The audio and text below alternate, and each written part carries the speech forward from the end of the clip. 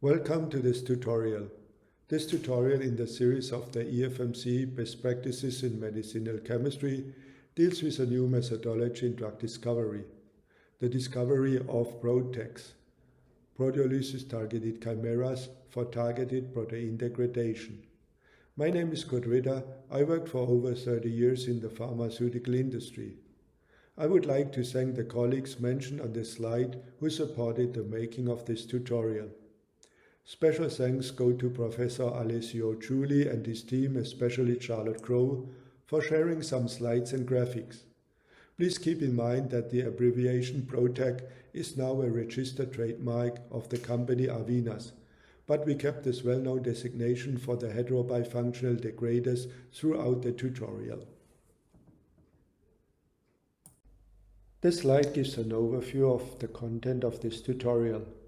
After looking into protein degradation pathways in the cell, especially the Ubiquitin-proteasome system, we will discuss the design and mode of action of PROTACs, compare them to traditional small molecule drugs, and show their key components.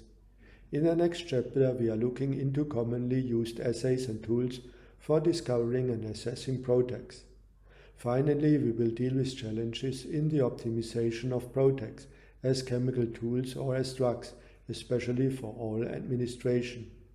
After showing some examples of PROTACs in the clinic, we close with a summary and an outlook into the field of induced proximity.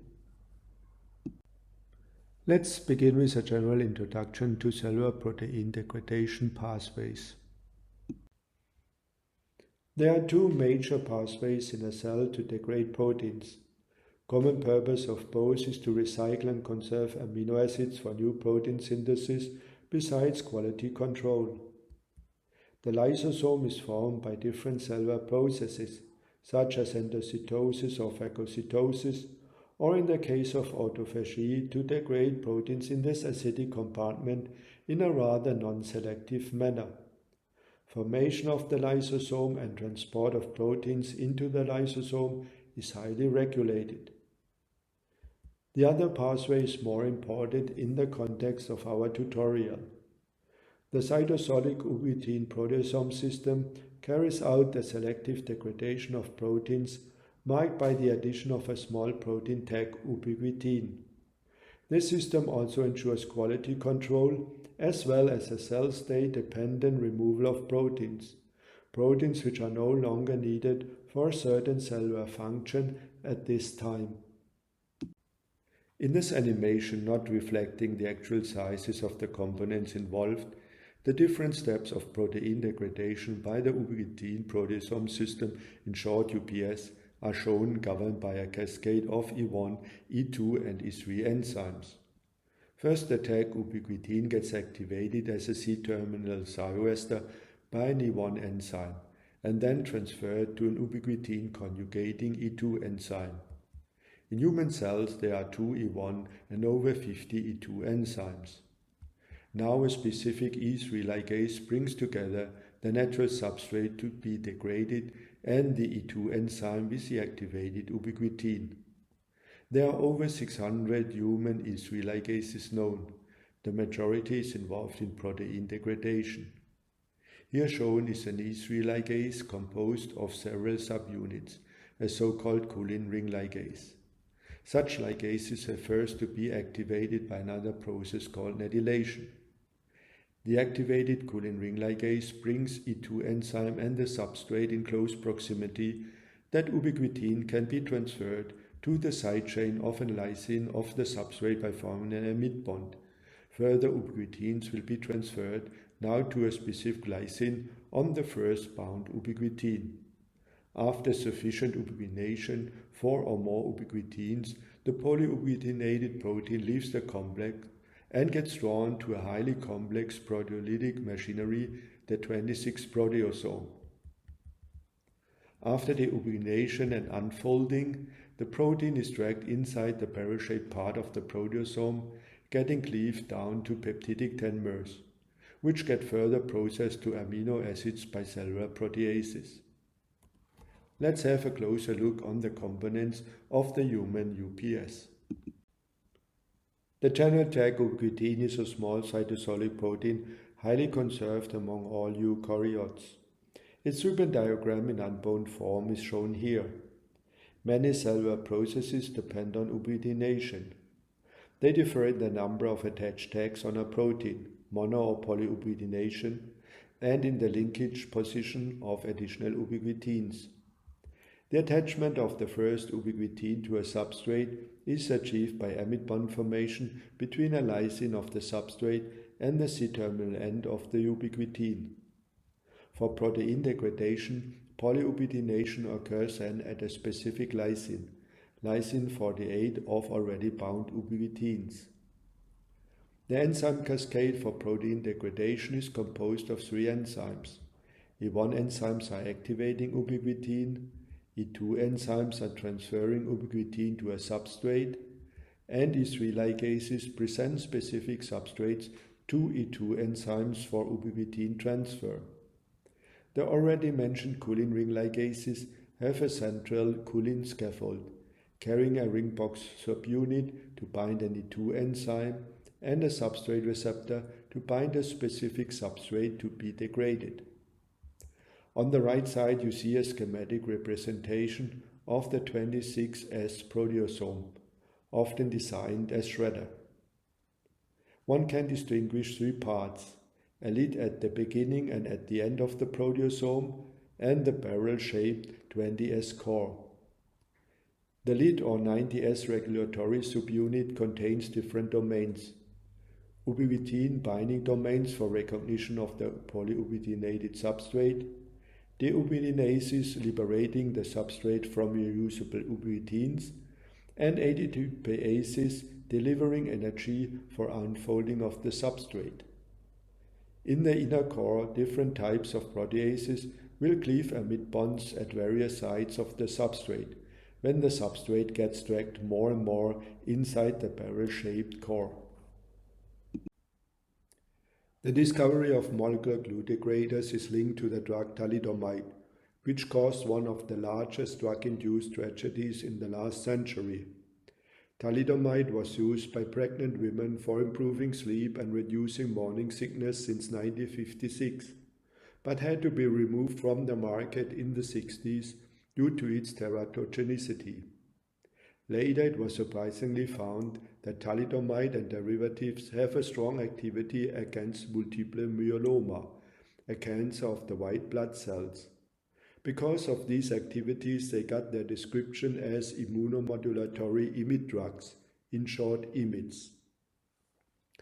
The mode of action of the IMiDs was elucidated between 2010 and 2018, and they act as molecular glues. A molecular glue is a small molecule that interacts with the protein surfaces of 2 proteins, inducing or strongly enhancing the affinity of these 2 proteins. All IMiDs are molecular glues, leading to the non-natural degradation of new substrates, so-called neosubstrates. A graphic representation is shown here. All IMiDs bind to the E-substrate receptor cereblon of a choline ring E3 ligase. They redirect the E3 ligase to induce a polyubiquitination and subsequent degradation of certain neosubstrates. Degradation of B-cell transcription factors Ikaros, finger 1 and 3 drive the anti-myeloma activity of all 3 shown IMiDs, whereas additional degradation of transcription factor cell 4 contributes to the observed teratogenicity of thalidomide in humans. The first molecular glue degraders, such as thalidomide binding to cereblon or indisulam binding to a different substrate receptor of a choline ring E3 ligase, were identified serendipitously.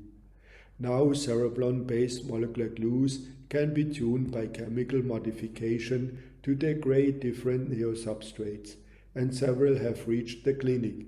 See some examples on this slide. Significant efforts are now being invested into identifying novel molecular glue degraders based on different E3 ligases as described in the references at the bottom. To find a molecular glue degrading a specific target, a protein of interest, can be difficult. PROTACs, heterobifunctional degraders, can overcome this challenge and will be the focus for the rest of the tutorial. In the next chapter, the mode of action of these heterobifunctional degraders, their design and key building blocks will be shown, and a comparison of this approach to traditional small molecule drug discovery will be drawn. The difficulty in finding molecular glue degraders for specific targets led to the idea of designing heterobifunction molecules to hijack E3 ligases. The name PROTAC, proteolysis-targeted chimera, is commonly used for this type of molecules, shown schematically on the left. Chimera was a monster in Greek mythology, composed of lion, goat and serpent parts. Thus, chimeric means being a hybrid of two different components, in our case two different binding moieties joined together by a chemical linker. PROTACs have the same mode of action as molecular glue degraders. One end of a PROTAC binds to the E3 ligase, the other end binds to the protein of interest, short POI. This induces proximity between an E3 ligase and a POI and triggers ubiquitin transfer from attached E2 enzyme onto the protein of interest as shown schematically in the lower right corner. As a consequence, the protein of interest gets marked by polyubiquitination for proteasomal degradation. The initial concept was laid out in 1999 in a US patent.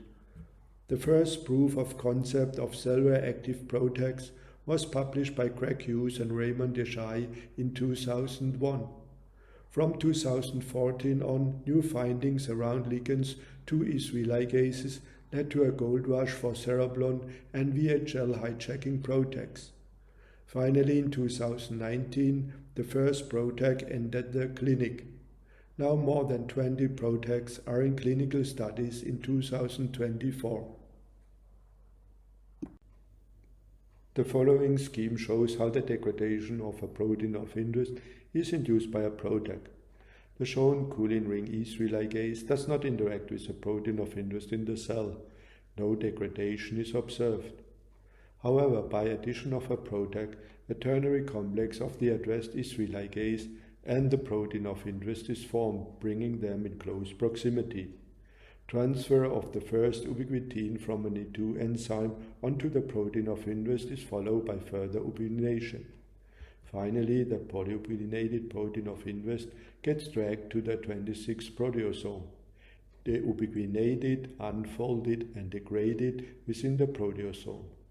Thus, the heterobifunctional PROTAC can redirect the cellular UPS to degrade a protein of interest by design. The UPS is acting inside the cell. Thus, a PROTAC has to have sufficient cell permeability to enter the cell. Upon induced degradation of the first protein of interest, the PROTAC molecule is able to engage in the next round of targeted protein degradation.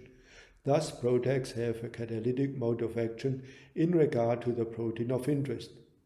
This implies the potential for the need of lower intracellular levels of PROTACs to elicit an effect compared with traditional drugs.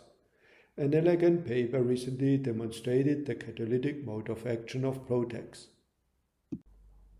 The PROTAC approach has some advantages compared to traditional small molecule drug discovery. Major ones are outlined in this table. Small molecule protein modulation, such as inhibition of an enzyme, is driven by high target occupancy for achieving the desired pharmacological effect. As seen on the previous slide, the PROTAC approach is event-driven, the formation of the ternary complex, and has a catalytic mode of action. The next two lines explain why PROTACs can access targets that are considered difficult or impossible to drug with traditional small molecule modulators. In small molecule drug discovery, one aims for potent modulators of the functional site of the target to achieve a final low, safe and efficacious dose. However, we may only need a modest affinity for the PROTAC to a site anywhere of the protein of interest, enabling the formation of a productive ternary complex. Therefore, PROTACs are agnostic to the mode of action of the ligand to the protein of interest. Secondly, there must be a sustained modulation of the target function by the traditional small molecule modulator. Thus, we can usually target only one function of the target protein, for example, the enzymatic or scaffold function. Whereas in the PROTAC approach, all function of the protein of interest will be affected by its degradation, representing a chemical knockdown. The next potential differentiation is on selectivity. This is driven by the binding features of the molecules to the target versus other family members or proteins, and can be difficult to achieve in traditional drug discovery. Surprising selectivity has been observed for some PROTACs, not only due to selective binders, but also enhanced by ternary complex formation, a topic discussed in the next slides. Last but not least, for small molecule modulators, the pharmacodynamic effect is driven by the pharmacokinetics of the drug. Thus, it can be challenging to achieve sufficient drug exposure and half-life to finally deliver a safe and efficacious drug. On the other hand, if resynthesis rate of the protein of interest is low, we can see a prolonged duration of action by a PROTAC, and sustained exposure may not be needed.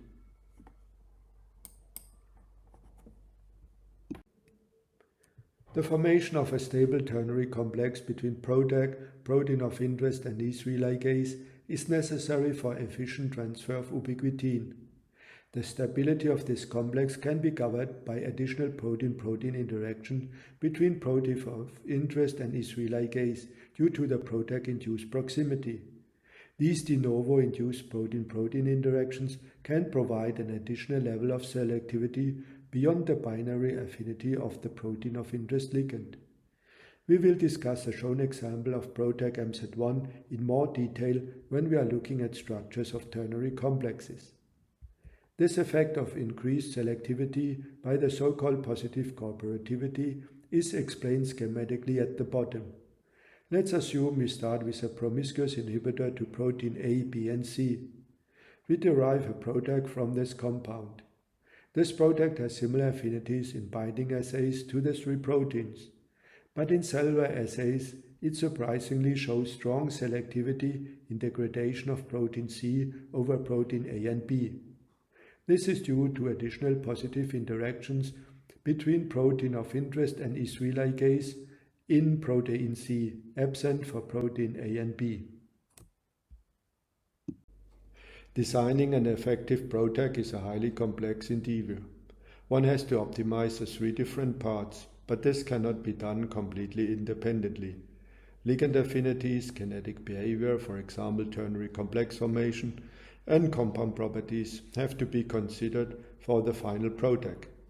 In the next slides, we will address the typical questions in regard to ligands and especially linker design at the start of a PROTAC approach. For example, where should one attach the linker? What is the optimal linker length? Is it better to have a more flexible or more rigid linker? How to tune the physicochemical and ADME properties for the intended administration of a PROTAC? Due to the bifunctional concept of a PROTAC, one will end up in a non-traditional drug space with a molecular weight between 600 and 1100, bringing some challenges especially for oral administration. An absolute requirement for a functional PROTAC is cell permeability, as mentioned before. PROTACs allow the chemical knockdown of disease-causing proteins, thus complementing genetic knockdown approaches. Cellular effects of PROTACs have been described in many publications, but PROTACs are not just valuable cellular tools, they might also become drugs. Here's a compilation of key aspects in regard to degrader rationale, target properties and tools before starting a PROTAC approach.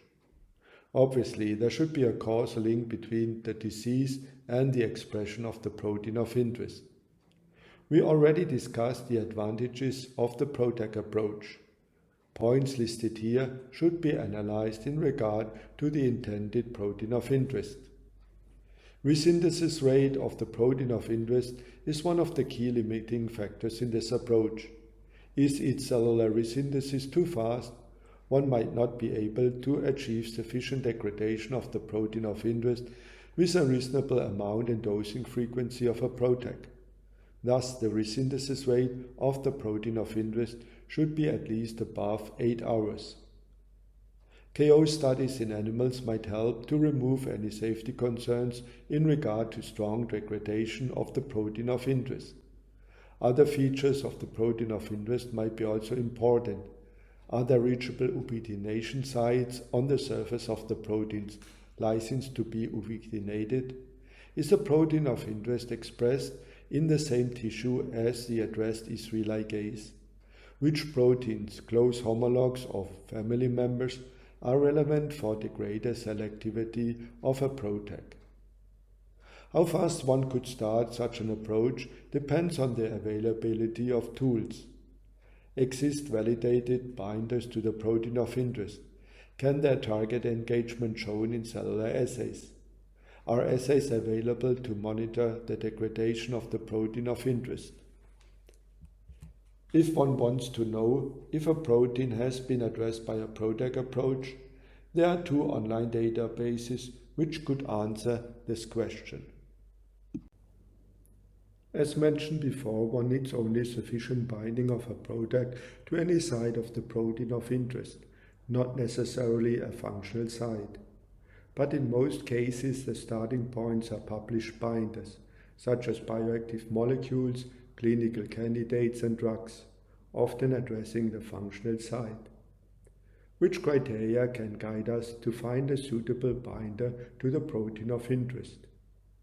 It is an advantage to start with a high affinity binder. Some loss in affinity might occur in the transition from the original ligand to the final PROTAC, for example by linker attachment. Structure-activity relationship or a co-crystal structure of a ligand with a protein of interest might help to identify a linker attachment point in the ligand without interfering too much with binding. The issue of selectivity has come up frequently. To get a selective PROTAC, it is of advantage to start with a selective ligand, but the mode of action of PROTACs can increase selectivity of the final PROTAC, as outlined before for a promiscuous inhibitor. One should have some knowledge of the physicochemical and ADME properties of the ligand. The final PROTAC should have appropriate physicochemical properties to enter the cell to hijack the UPS. Therefore, it is reasonable to start with a ligand with a molecular weight below 350, because we have to add the linker and the binder to the E3 ligase. Already good cell permeability and a low count of H-bond donors of the ligand will facilitate the design of a final cell-penetrating PROTAC. For oral bioavailability, metabolic stability and solubility have to be considered. If one wants or has to generate new ligands for the protein of interest, one can rely on the methods used for hit generation in traditional drug discovery.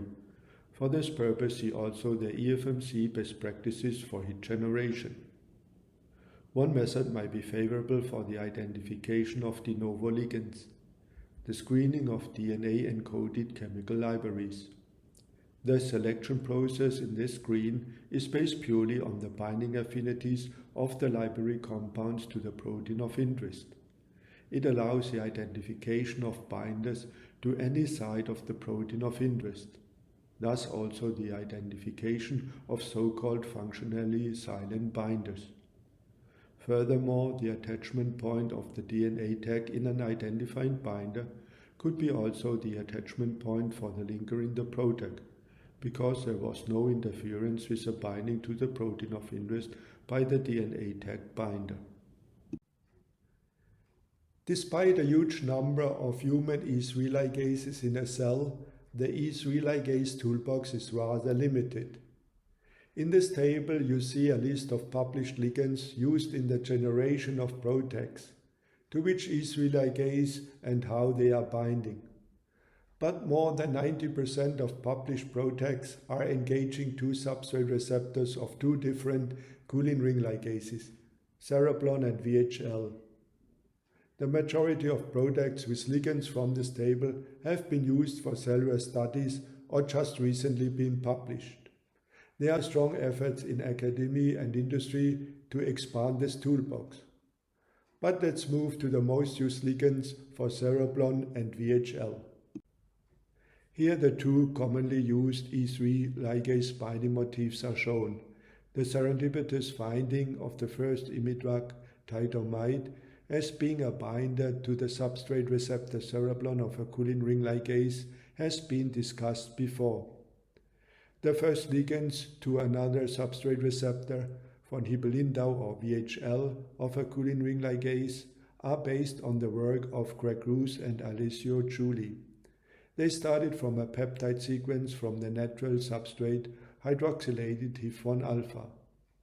Publications of PROTACs with these ligands appeared around the same time, around 2015.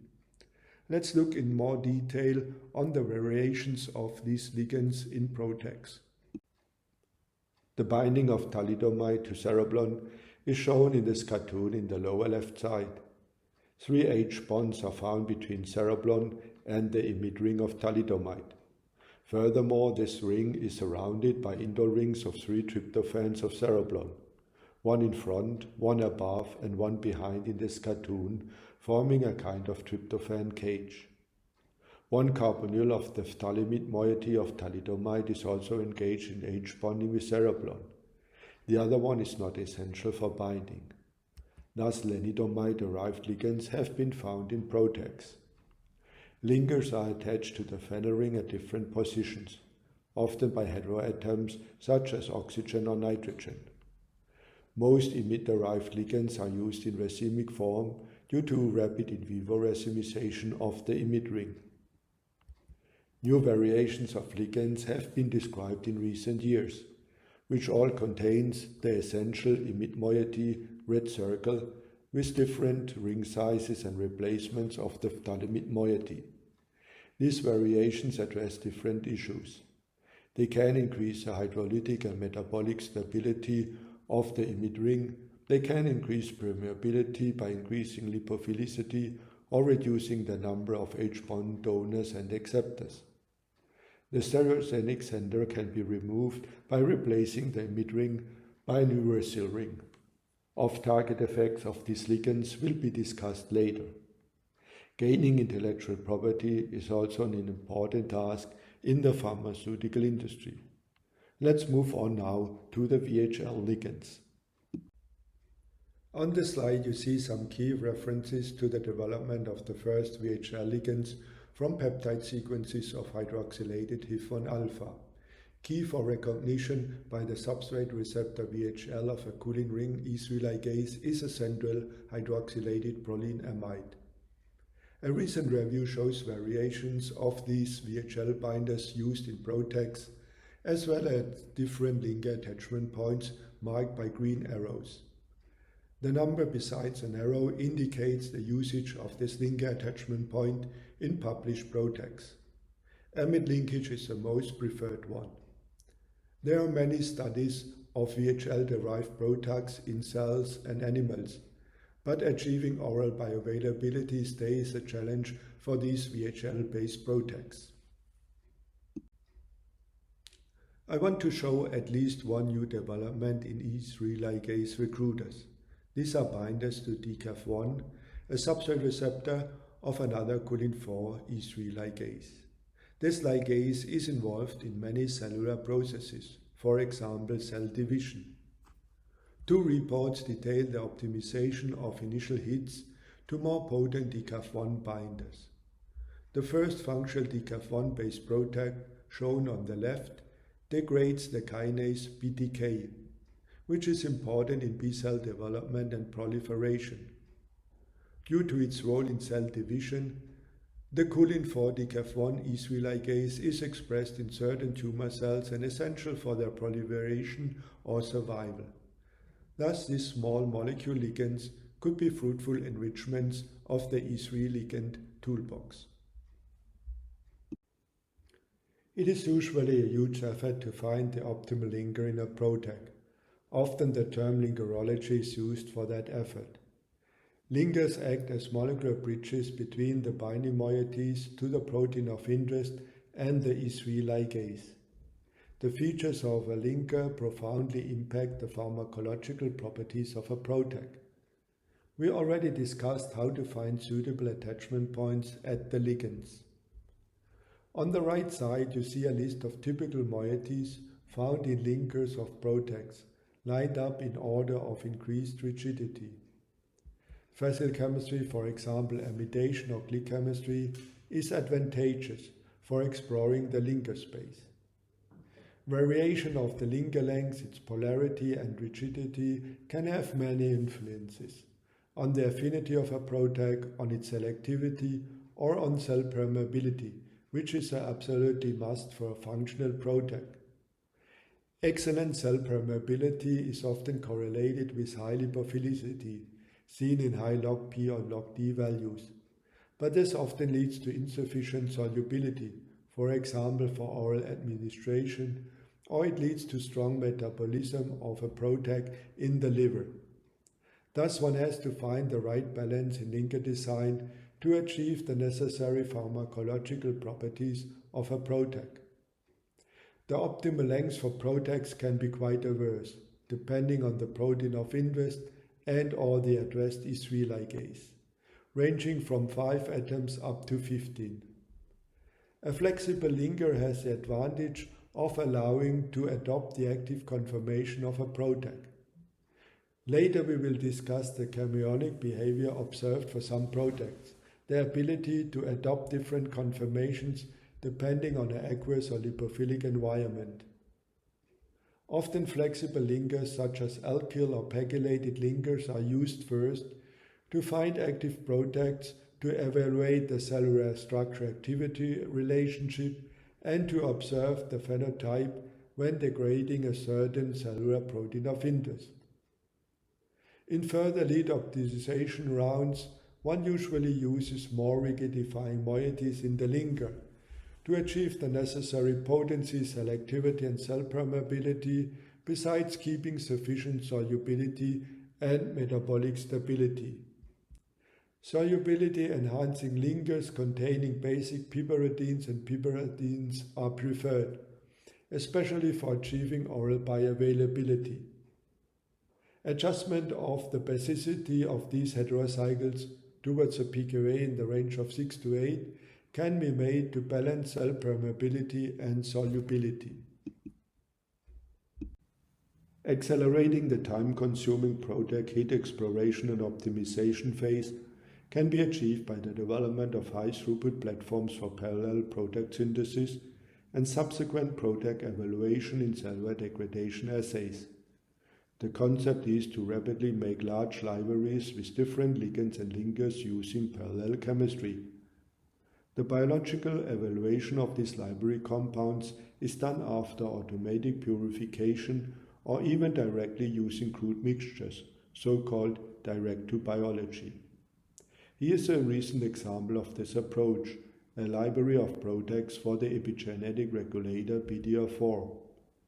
Crystal structure of one bromodomain BD1 of BDR4 with a published binder provided the inspiration for an attachment point on the benzimidazole moiety, which does not interfere with binding. Palladium-catalyzed coupling of the shown bromo derivative with a linker set of N-BOC protected metalloorganics, zinc or boron compounds, led to 8 intermediates. Then the BOC group is removed by acidic treatment and the resulting basic intermediates are purified. Amide coupling with 87 different E3 ligase binders containing a free carboxylic acid led to a library of 650 products, a success rate of 84%. These products were checked for structural identity and purity by LCMS. The direct-to-biology testing of the crude reaction mixtures from the amide coupling revealed several potent PROTACs. Assessment of the cell viability ensures that the observed cellular phenotype, degradation of BDR4, is a result of the induction of protein of interest degradation by a PROTAC, and not due to any unspecific effect by the PROTAC or an impurity.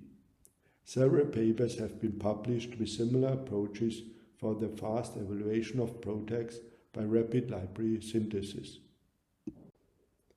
On this slide, typical examples of cereblon or VHL-based PROTACs are shown. In all of these examples, already known binders to the protein of interest were used as starting points. Crystal structures supported the design of the linker attachment points. On the left, these two PROTACs degrade kinases, such as cyclin-dependent kinases 4 and 6, involved in the cell cycle, or Bruton's tyrosine kinase, involved in inflammation. On the right, the upper one is addressing a nuclein hormone receptor, the androgen receptor, for treatment of cancer.